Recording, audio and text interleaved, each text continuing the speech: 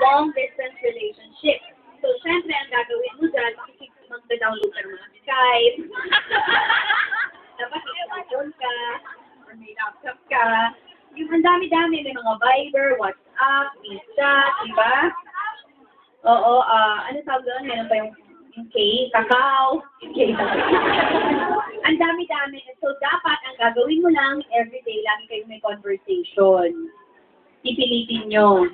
Kahit na iba yung magkabilang mundo kayo or iba yung time slot ninyo, kailangan kahit pa paano mag-uusap kayo. Kahit pa paano alam niyo yung schedule ng bawat isa, alam niyo yung ginagawa, yung where. Hindi naman sakto yung laging ginagawa, pero yung papasok, alam niyo na schedule, ganitong oras nasa school na yan, ganyan. Dapat may communication talaga. Kapag sa mga 1 week hindi kayo nag-usap, medyo delikado na yan.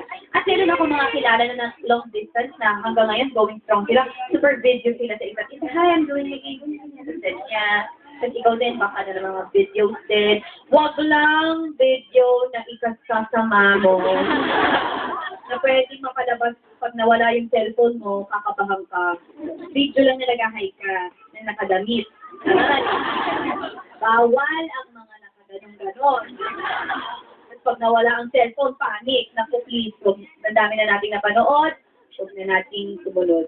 Huwag na nating sumunod na tayong sumunod sa kanila. Okay? Okay. Very good. Wala na. Ate Alex, Try na tayo.